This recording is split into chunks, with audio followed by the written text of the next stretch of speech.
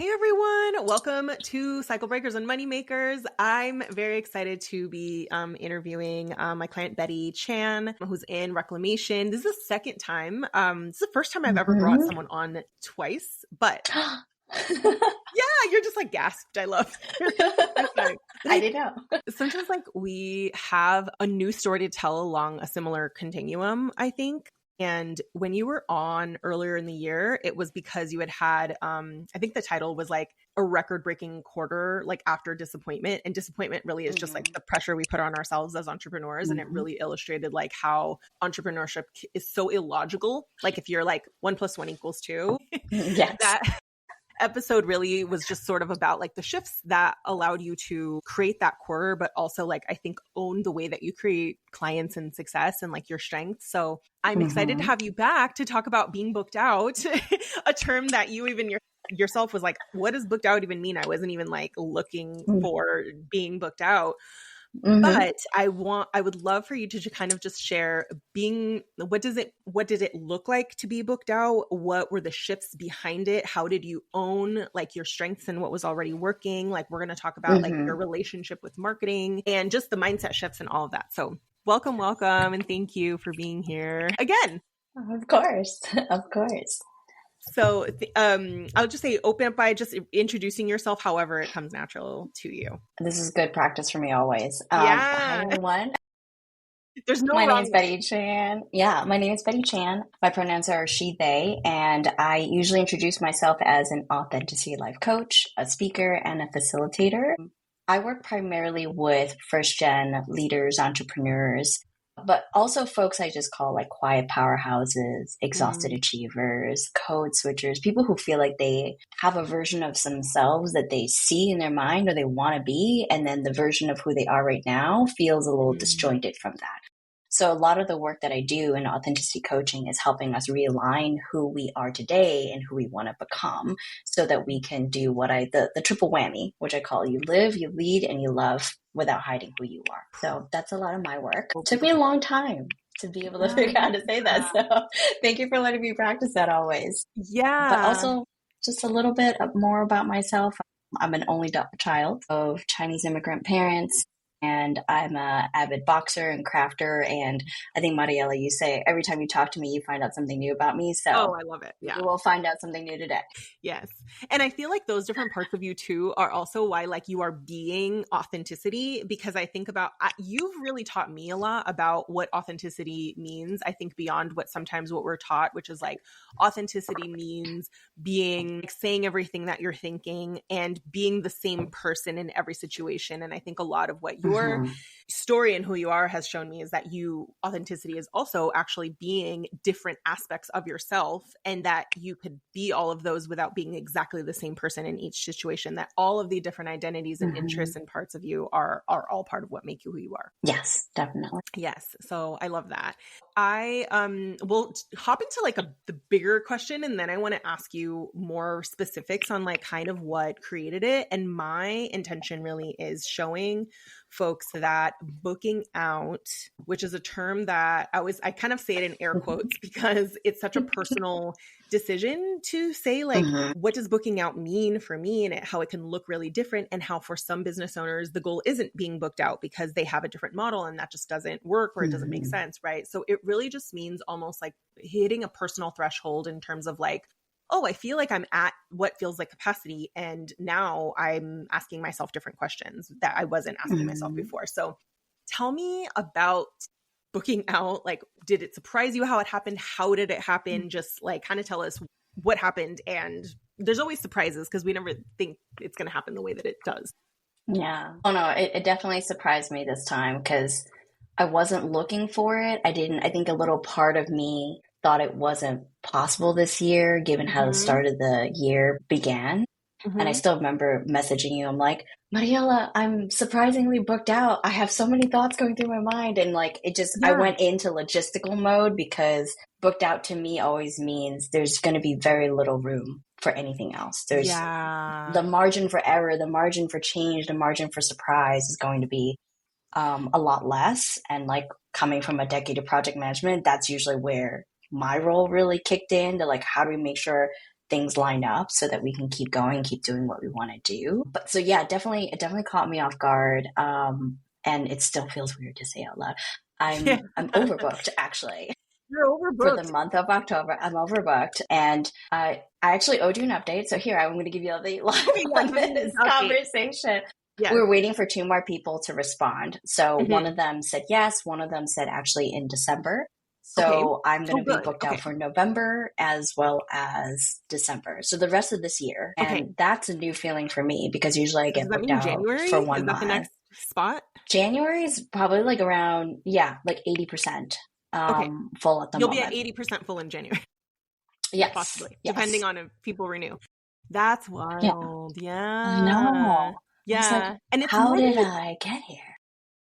so tell us. 'Cause I was going to say, I know that you're currently supporting like more than you thought your booked out number was going to be, which this is the thing is that we think that we know what that number is. And then we get there. And then sometimes it just, we Mm-hmm. can't control that situation. Sometimes we'll get a renewal we weren't expecting, or we'll get more sales calls in a certain amount of time than we weren't expecting. They both say yes. And so we just kind of have to figure it out. But yeah, tell me about it. Like kind of what were the things that you saw that like led to it, and how was it a reflection of like what you kind of saw your strengths to be already? Mm-hmm.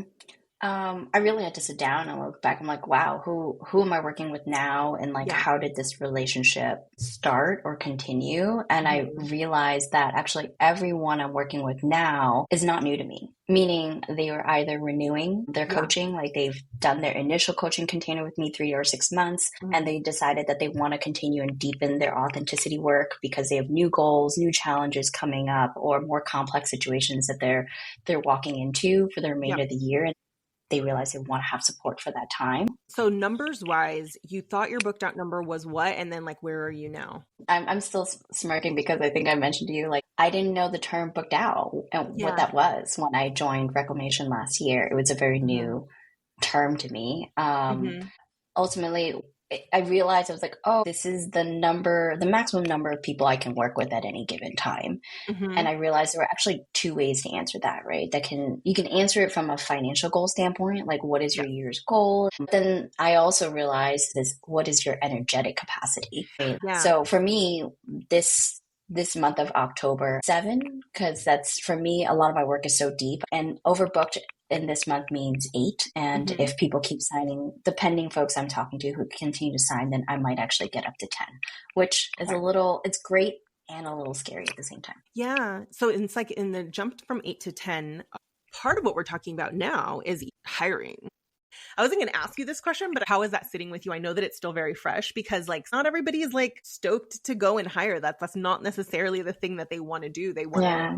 yeah. So tell me about that. How are you feeling about the concept of us being like, what does a VA look like? And it doesn't need to look like a $1,000 a month retainer.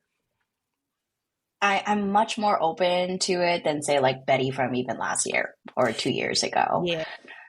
Because that version of me, it was weird because like both thoughts were happening, right? Like I just assumed I had to hire someone and I assumed it would have to be a minimum of $1,000 a month. So therefore I Yeah. didn't allow myself to think of it until I saved enough to sustain Yeah. it. I also assumed that once I hire someone, I have to keep them on like forever. It's a permanent hire. As opposed to thinking of support in seasons. Um, because my business does move a bit. It goes up and down like most entrepreneurship does.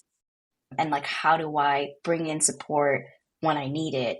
Yeah. That Which makes it sense. felt like a huge pressure for me to like, oh, Yeah. now I have to make sure I have enough saved up in order to like not let this person down or like pull back my resources. That makes sense. Mm-hmm. And you know what's interesting is that I think that even a couple of years ago, I would have even coached differently on this because I came from a world where I did my own hiring in Mm-hmm. corporate. Then I went into coaching, and there's a lot of kind of advice around hiring other entrepreneurs and bringing them on for retainers. And what happens sometimes is and I did this, I overinvested in folks that I Mm-hmm. didn't need or that I needed in a certain season. But sometimes you're investing in something and you're not using that person's like talents and time in a Mm-hmm. retainer. The retainer may not actually work for you. It can Yeah. make people feel like they're chained to their Yeah. current success. Like you have to keep it up, Yeah. or like the volume, you have to keep it up in order to like afford the help. Exactly. I think that was a quiet recurring thought in the back of my mind last year Yeah. of like, it almost made me kind of worry about being booked out. It made me worry instantly about Yeah. reaching a higher goal and a higher capacity myself. And I was like, oh, that means now I'm like chained to a different set of expectations that I'm not sure I want to, as someone who's worked really hard in the last 4 years to build a lot of freedom into my schedule and my days and my business. Yeah, that makes sense. What were some of the things that came to mind when you thought about like how booking out could like the downsides of it? And it could be things that you and I worked through, or especially when you're a daughter of immigrants and you've had a lot of responsibility, or you've been made to grow up really quickly, or you've always been responsible for other people's things. Tell me what were some of those things that you had to work through where you were just like, I don't know, I don't want this to happen. Yeah. I mean, too much work. Mm-hmm. I don't dream of labor. That's the thing. Like, I do not dream of labor. Mm-hmm. I love my clients and I love supporting them, but I also really, I'm very intentional about like, I need to be resourced. I need to be present in order to do the deep work that we do. And the more clients you have, inevitably my attention and my energy gets split as well. So Yeah. that was a worry that like maybe it'll affect how I coach, it'll affect how I show up. Definitely from the financial standpoint of like, oh, I can't slip up, right? Like I have to keep selling, I have to keep maintaining clients at a certain level so I can keep hiring the team that I have or I would have had. Yeah. Yeah, those were definitely two thoughts. I think there was another one that really came up of just like not being able to travel. Because like as much as I fear $0 months, as much as I fear quiet periods of my business, because either that means something's not working or I need to quote unquote make it up later. Yeah. It always gives me the space to become clear in my business, or it allows me to do a project that I've been wanting to do for a really long time that I haven't been able to start on. So there's actually a lot more room for creation and reinvention during quieter months that I really now like I've kind of appreciated and embraced that a bit more. Yeah. But because I learned to embrace my quiet periods, my business, now it made the busier periods feel not so attractive to me anymore, if that makes sense. How did you become comfortable with the quiet seasons and use them not reactively, but to almost deepen the intentionality of like what you did in those seasons that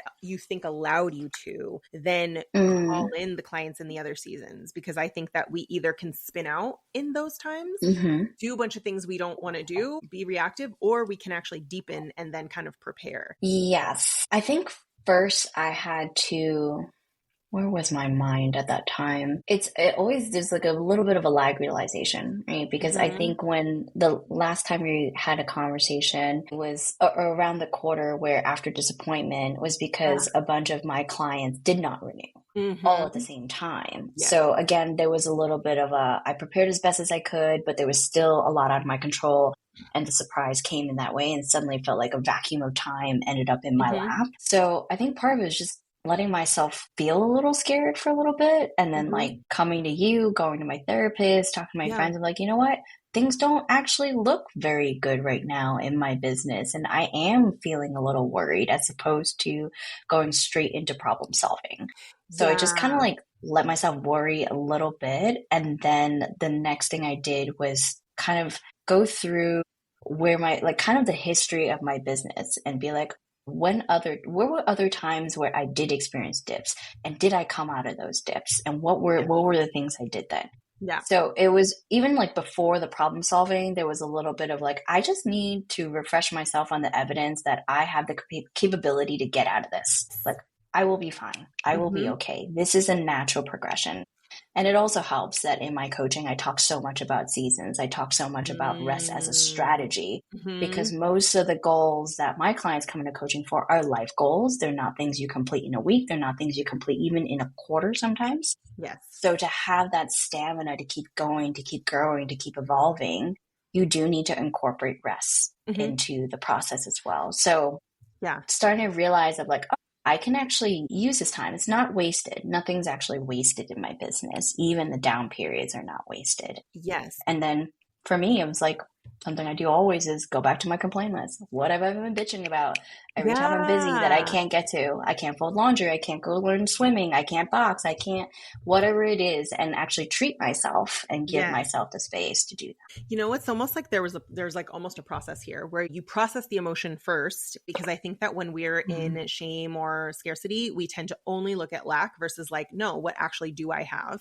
Then actions Mm-hmm. rooted from there, not from reactively trying to solve. And sometimes I'll ask the question, is there a problem to solve or a feeling to feel? And sometimes the answer is Yes. both.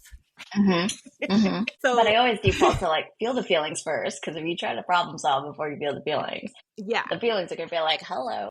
Yeah. And the thing is, too, we only know if there's a problem to solve once we feel the feelings. The thing that I wanted to ask you about next is what are the things that you did in your marketing this year and Mm-hmm. how you think that those contributed to being booked out? Because even in a business where there are a lot of referrals, marketing still matters. And then we also Yes. had to coach on thoughts on it and making it still feel like Betty.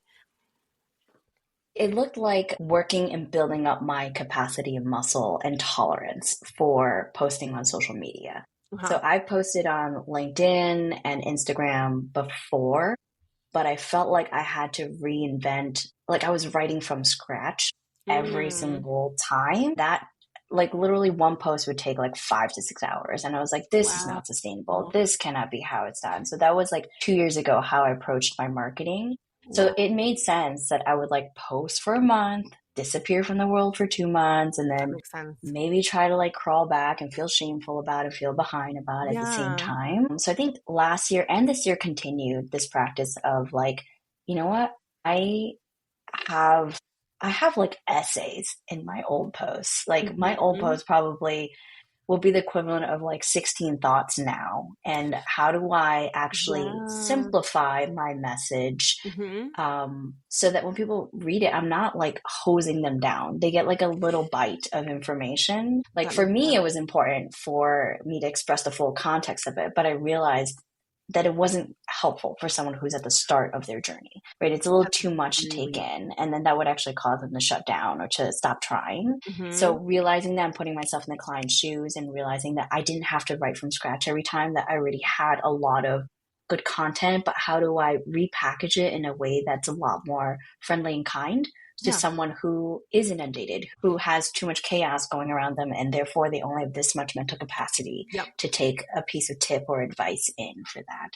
So there was Mhm. definitely one shift. That's one of the seed planting. So like dripping those little ideas and perspectives of like, this is how I teach authenticity. This is the kind of work that we do. And then It was like I breaking was things down really, into yeah. bite-sized pieces versus and I think that the essay form of marketing, I think just happens when you're like, you're a very deep thinker. All of us think very deeply about our work and we kind of want to Mm-hmm. include all context about everything that we're saying in the moment because we want to be thorough. But then it was the switch of imagining your content from the perspective of the person that you're speaking to and being like, is this Mm-hmm. actually helpful for them to receive all of this? Could this actually be 5 different thoughts that I post versus like one putting all of this context. So that makes sense. It was like Yes. switching from what you want to say and being thorough more to like my person Mm-hmm. and how are they experiencing this and how can I make this digestible and easier for them to understand. Yeah. I think the second big change that like was a dovetail off of that, was just finding the right home for the right thoughts, right? Mm, And what I mean by that, it's like, I think when I started to learn about marketing as a business owner, it was like, yeah. get your tagline, know your niche, and Uh-huh. post as much as you can because that's how you get visibility. And I hate all three advices still to this day. Yeah. I I've changed my vehemently approach. disagree with post as much as possible. I like vehemently disagree with post. As some people Yeah. will say that, and I do get that there's like practice. I agree with practice, but not just posting for the Practice. sake of posting. So posting for the sake of posting, posting more for the sake of doing more is not Yeah, my and then the jam. tagline and kind of boxing yourself into a tagline and then like the niche Yeah. versus because the niche versus unmet need is also very different part of reclamation too because I'm like a niche is just Mm-hmm. something you decide, but an unmet need is based in service. Yes. Yes. And I love that approach of it. It's like, what is that unmet need as opposed to like, this is only one group of people I serve and I'm only allowed to serve this one group of people, which Yeah. goes back to how you described my take on authenticity earlier. I was like, Yeah. I'm someone of multitudes. My clients have multitudes. asking us to distill ourselves into one sentence feels extremely binding and extremely Mm-hmm. claustrophobic, Mm-hmm. especially if you don't have anywhere else to put Yeah. that. So that's what I mean by like write home for the right thought. Yeah. This year, I started newsletter, Mm-hmm. which I had Yes. a lot of resistance of even from January. I was like, I don't even read my emails. Who's going to read my emails at this And we point? had to challenge So that email. we had to challenge a lot. Because you were doing Instagram and LinkedIn when you first started Reclamation, I believe, right? Yeah. And those were the main places. But then email, you just weren't really like marketing in email. Were you sending any emails at the time, or was it just that? No, Okay, no, okay. I thought not so at because it all. was like that. Okay, so the right home. So then, how are you using those platforms now that you weren't before? And yeah, just kind of tell us about that and how. Because I think in that is also going to tell us too, like all of those things do add up in terms of booking out, just in a way that allows you to take what's already working and then magnify it. So like, how are you using those platforms now and what made you kind of use them differently? Yeah. I had a lot of conversations in a lot of different spaces around like, how do you use newsletters? How often do you do it, etc.? What do you put in it? And of course, being an authenticity coach and being me, I had to like make it my way as well. Yeah. So I've been told like post once a week. And I was like, okay, we're back to the same thing with the algorithms. And like, we have to like keep feeding the little monster. And I was like, I don't want to do it. I'm like, regardless of what it is, I just want it to be practice for me. I just want to build this muscle. I want to lift a 5-pound weight before I lift a 50-pound weight. So I really gave myself this like 10% growth milestones to do it. So I started with once a month and I wrote about whatever I wanted. It was helpful to feel the spaciousness of a newsletter, because a newsletter, I think most people assume it's okay if it's longer, but you know, Instagram and LinkedIn captions, when they get a little long, there will be people who read it, but that's not the usual expectation. People on that platform consume a lot faster. Yeah. So I was like, okay, if the type of people I want to track they're slower movers, they're marinators, they're expert sufferers, they need that space and time to hear the details, they want the nuance and they want that spaciousness. So meeting them where they are in terms of the newsletter was helpful in that sense. Yeah. And then I slowly worked my way up to like once a week to right now. Last month was the first time I was doing 2 times a week. And the reason why I was able to grow that also was just going back and listening to my clients and what they told me of like, oh, Betty, you know, like these coaching notes that you sent me, I reread them like 3 times this week and they kept me afloat. I'm like, which part? Wow.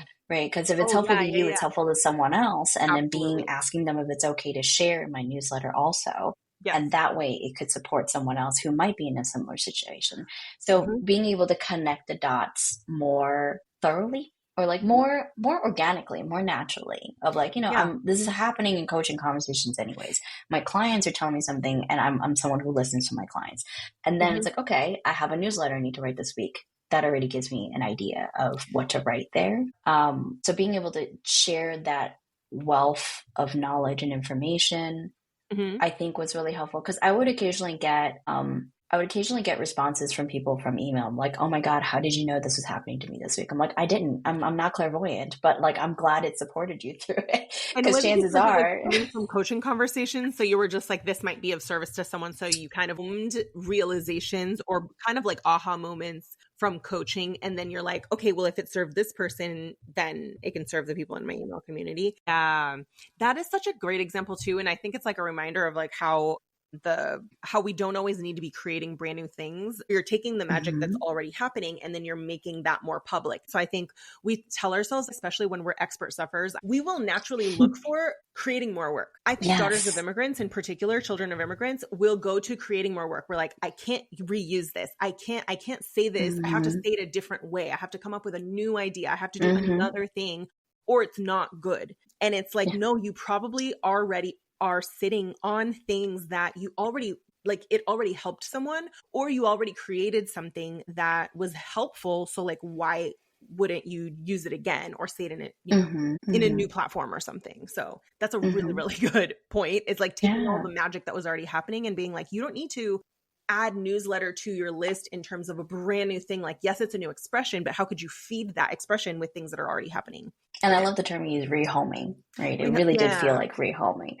As Rehoming, yeah. opposed to before, the way I was taught marketing was like get on another platform and another platform. It was like a numbers game. So I was writing for the platform for how it worked, as opposed to here's what I know is already working. What's different ways I could rehome it so people can receive it as well? That makes sense. You kind of answered one of my next questions, which was going to be like, what changes have you made to your marketing that supported what was already working?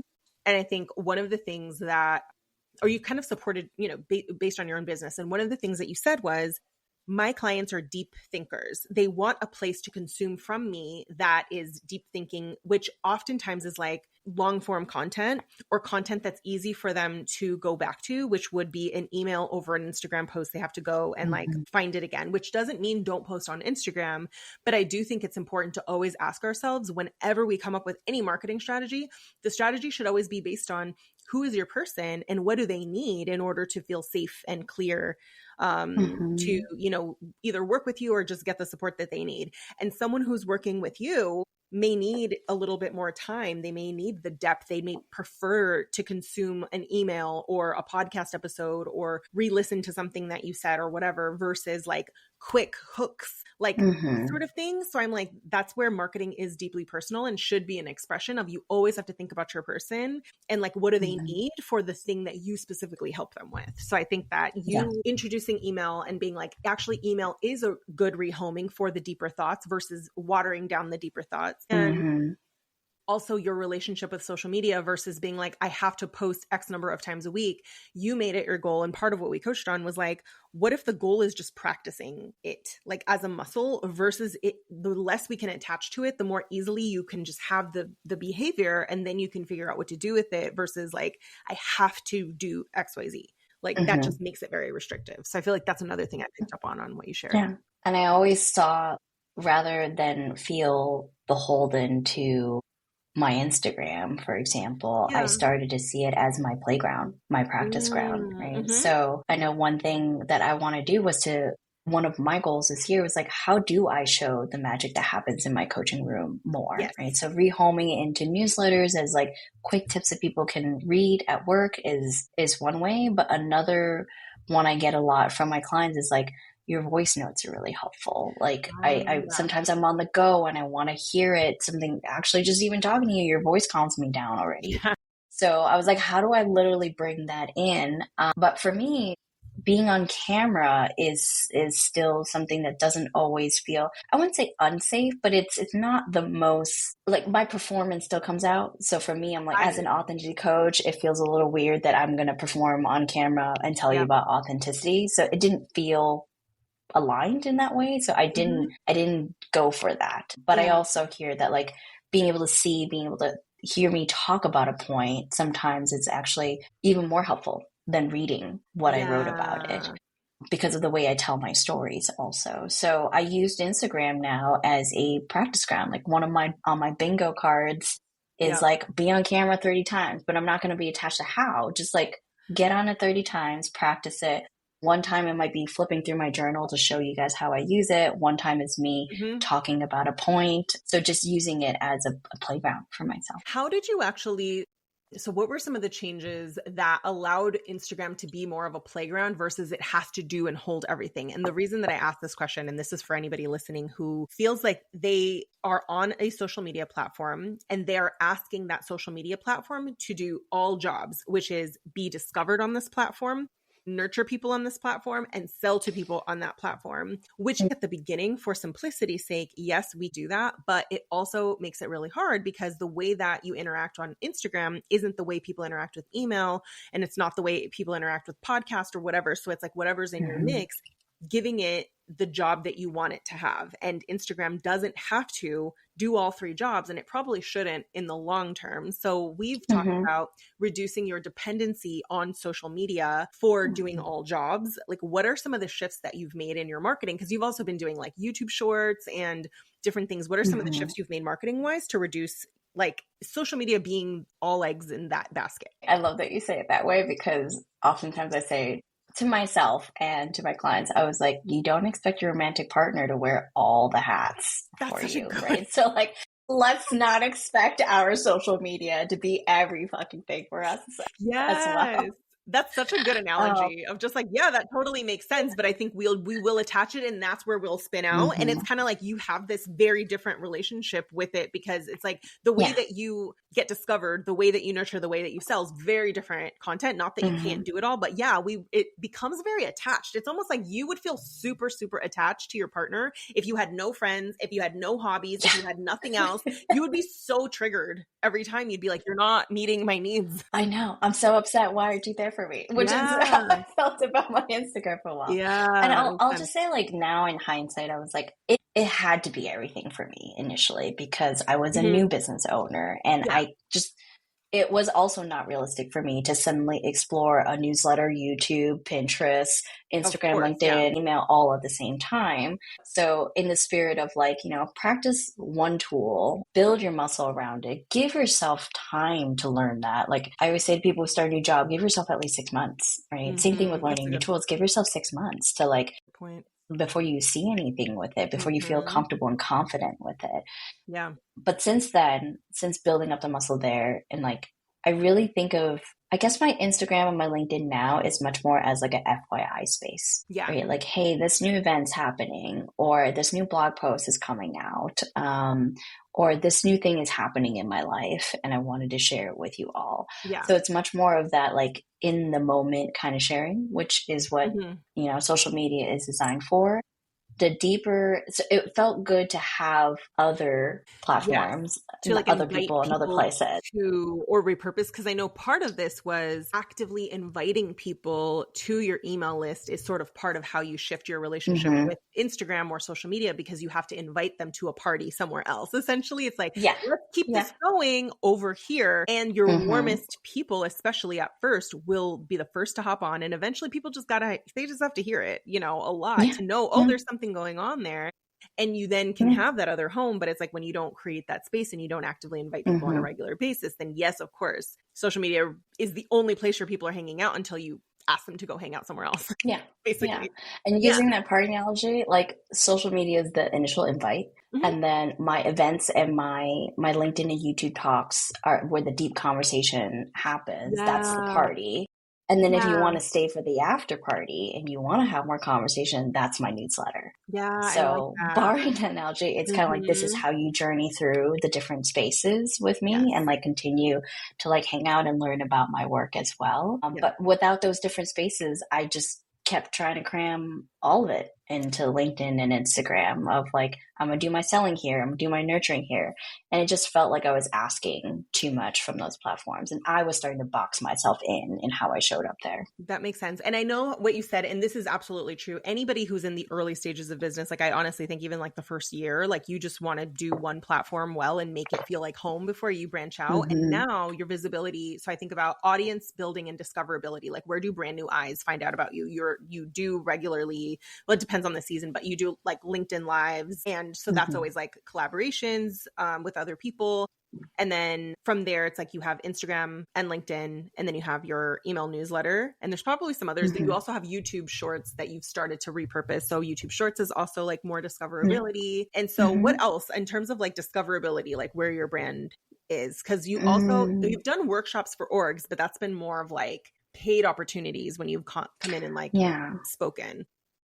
But Yeah. that's one thing where I'm like, oh, then once that feels okay, what does it look like to fold in intentional visibility, like being on podcasts or like putting yourself out there to speak, Mm-hmm. which is like we fold those things in like one layer at a time. Yes. It's like baking a cake. You want to do it, Yeah. otherwise none of it gels together and they start Yes. breaking apart. That's a good analogy. I think the next the next folding I think for me is like um, being able to actually I have my own LinkedIn talks where I invite other folks to come on, Mm-hmm. but I'm also reaching out to ask people like people who have shared values and shared perspectives. So Yeah. like, can I come onto your podcast and your platform and have a really deep conversation about this topic that the rest of the world doesn't talk about enough, right? Yeah. So having partnerships around that Mm-hmm. and more collaboration. Because for me, I'm like, I am a solopreneur, and I need more companionship to do my work. Otherwise, it gets a little lonely in this process. So Yeah. using those talks as a way to also build my community for myself Mhm. while sharing that visibility, while offering knowledge out to people who may or may Yeah. not be ready for their coaching journey yet as well. Yep. And my Yeah. YouTube is in the process of like, that's also like I folded in one layer, but I think each year maybe even the way I'm going to use YouTube next year will change. So like Mhm. right now it acts more as an archive. Like a lot of my talks are for LinkedIn, but not everyone has a LinkedIn login. So having it on YouTube is a Yes. little easier to access as well. And the Yeah. shorts can be searched because YouTube is a search engine. And you've repurposed both. So it's like Yeah. when people think about being on YouTube, you have repurposed your LinkedIn Lives, which is long form, onto YouTube because Mm-hmm. it's just easier to share and it's discoverable. And you've repurposed Reels into YouTube Shorts, figured out how to Yeah. kind of keyword optimize it since the way that things are discovered on YouTube is different. Mm-hmm. But YouTube gives people search results in Google. So if someone's searching for something and your talk or your live or your whatever was a response to that, it Yeah. puts it in the path of discoverability. So it's like we again don't need to recreate. We're just looking at what you've already created and how could we migrate it over Mm-hmm. into an SEO friendly platform, which is like what Yeah. you started to fold in. Okay, just to recap, you booked out. It was a higher number than you thought.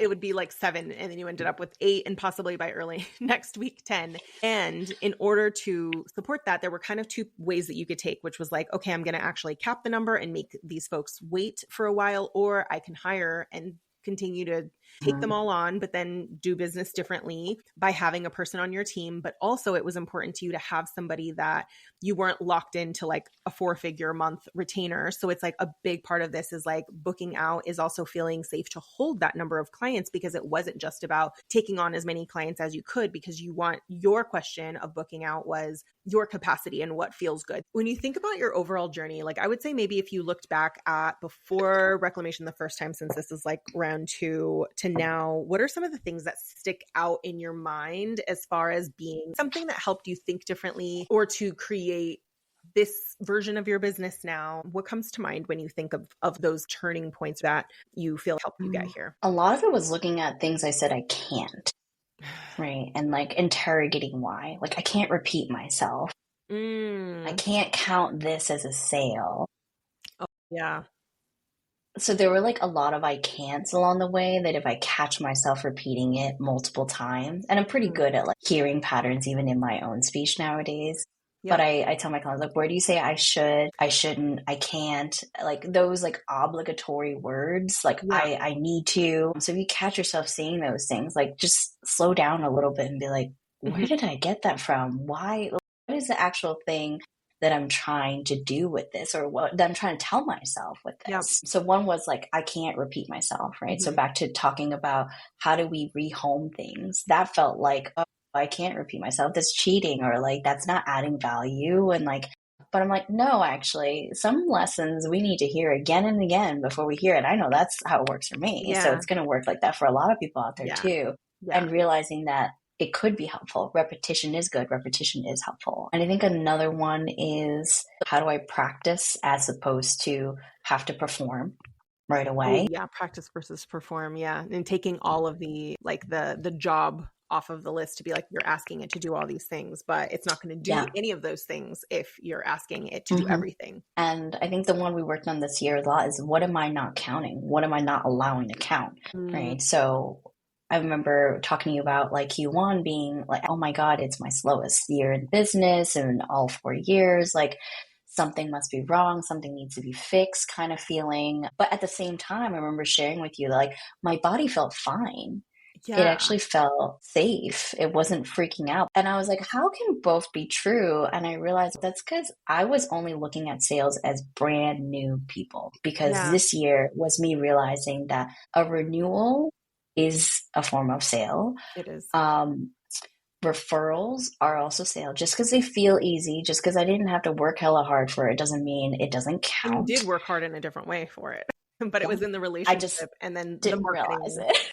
The other Yeah. thing too is I Yeah. think we've also realized is that like referrals still need our marketing. It's just that we Mm-hmm. just like with anything else, the only difference really is like somebody either just let's say somebody discovered you from a speaking engagement and we can Mm-hmm. kind of it's almost like when someone discovers us through a speaking engagement, we don't say that doesn't count, even though they still use our marketing to vet us before they reach out. But when it's a referral, I think we don't realize they also still vet you through your marketing. Like every single time, they're not going to just blindly be like, oh, I'm just going to like reach out to this person, because they actually have to go through your marketing to even get to your form to schedule the call. And so there's a lot of silent like referrals that don't turn into clients if we didn't have the messaging or if that person didn't align. And so I think it's like your marketing is still doing its job, just in a different way to support what's already working, as you are putting your content on places that are, you know, you're doing LinkedIn lives, you're doing a lot of visibility strategies, but the visibility is building what's next while you're supporting what's already working through your marketing. And because this year was such a practice year of like just showing up, right? Like being on camera, showing up in the moment, using my voice and my face and not just hiding behind written texts as well. Because that's still a new muscle for me, and I want to give myself the permission to still be a student in that way. Learning to count everything allowed me to like realize I was like, oh, I've always been the renewal person. Like even before I became a coach, like I was not the PM who sold a lot of new clients, who was always in the biz dev space. But you give me a client and they will have the longest longevity with this company that any other person will have as well. I'm like, oh, that has always been my strength. And because it was quote unquote easy to do, because it came naturally to me, I didn't count it. And I had so many conversations with you in Reclamation. I was like, I have no sales money, Ella. And I was like, wait, but I'm okay. Because at the same time, when I look back, I'm like, Q1 of this year was actually my highest revenue. Yeah. So if you had two different markers that would have told a very different story about the same circumstance. So it's interesting how you could have facts and then you can have narrative about those facts that are wildly different depending on the package that you expect it to come in. But Q1 wound up being like your highest revenue year, but it just looked really different. So really different. That's such an important distinction. But now you've been refining your messaging. You did refine your messaging on your website. You put more of yourself on your website. You are putting yourself more on platforms for visibility, but you're not doing that from a place of, I have to because I don't have the clients. It's like, no, you're booked out. You have this healthy business that the leads and the clients are coming in this way. And I think that's actually the best place to be working on visibility and marketing, not from a place of like needing it to work right now, you know, because it takes the pressure off and it's doing a job in a different way, because guaranteed all of those folks still checked you out, still, you know, went on your website and all of those things. And I think sometimes just because they don't tell us those things doesn't mean that like they didn't play a role. Yes. So, but thank you so much for just sharing everything with us, just like your journey. So I just appreciate you so much. Is there anything that you want to leave people with? I do want to say that like Reclamation has made a huge difference in terms of like the permission I was able to give myself. I think I needed to be in a room where I could freak out and like it was okay, right? Like I could come and be like, I don't have an answer, because that was another practice area for me this year. It's like, how do I ask for support way sooner than that like burning moment? Because I'm also an expert sufferer. When it feels like I'm really at the edge, and that's the only time I allow myself to ask for support, and like being discerning about where you go to for what, and that you get to choose. That's a really good, thank you for just sharing that. Cause I feel like the folks are going to hear this probably at the beginning of next week. And I still do have doors open. And I think I like to, as much as possible, I like to show versus tell. And so kind of show different stories that people can see themselves in. I think especially because I serve daughters of immigrants and we already box ourselves in so much in terms of being like, it has to look a certain way. I have to be a certain person. Maybe anything else that you would say in terms of like, if there's someone who's like, is this the right space for me? Like, what can I expect? Is there anything else that you're just kind of like, what is the space like, or what have found that either like other people might not realize about it, because it's a business mastermind. And I think people have certain expectations or ideas on what a business mastermind is supposed to be like. Yeah. This is a space that meets you where you are. Right. So if you're a new kid on the block on something like I am with newsletters, etc., like it's great because it's accepting of it. Like we get to talk through the mindsets. I get to move at the pace. I'm not someone who will do anything unless I understand it. Like Yeah. my authenticity is stubborn. Mhm. Okay, it's like I needed to align That makes before sense. I take any sort of action. Yeah. But also it's a beautiful space of like everyone's actually at a different part of their journey. Mhm. So I think because of that and being able to witness everyone's ups and downs at different times was a very needed reminder on a regular basis of like, I am okay where I'm at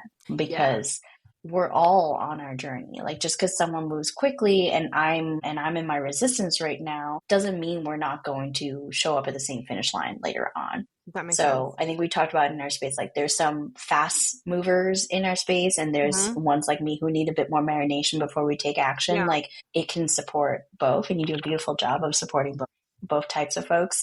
Thank you. And it's motivating too, right? Because I think Yeah. us, I say this with love, the slow riders, I call us the slow Mhm. riders. We remind the fast riders that it's okay to take pause. It's That's okay to step away. true. Right. Yeah. And You guys then balance the each other fast out. ones, yeah. Yeah. And the fast ones remind us of like, you can do it in Mhm. way less time than you think you need Because for you see taking them that like jumping in. as Because well. I feel like I'll hear the people that are like, okay, good. And then they come back and they're like, okay, I did this. And then they're like moving so fast.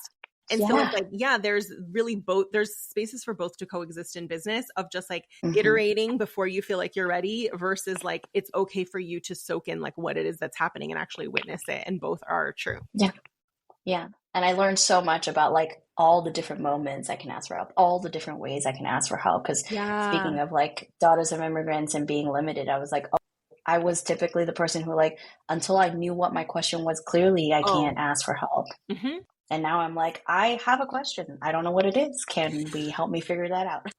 That is, I want everyone to know that sometimes I'm like, if we haven't talked in a while, we just need to talk. There's going to be something in there. I'm either going to have a question for you or you're going to say something that you think is fact, but is actually a thought. And I'm going to pause and I'm going to be like, I just want to point out that you had this and that isn't necessarily Yes. doesn't have to be universal or the full story. So Yeah. I think even in like practicing asking for help, knowing that daughters of immigrants aren't necessarily going to be the first to raise their hand to be like, hi, I need help because I don't know what the question is, or I feel like I can't ask this because I asked about this 2 weeks ago. Like there's so much around that.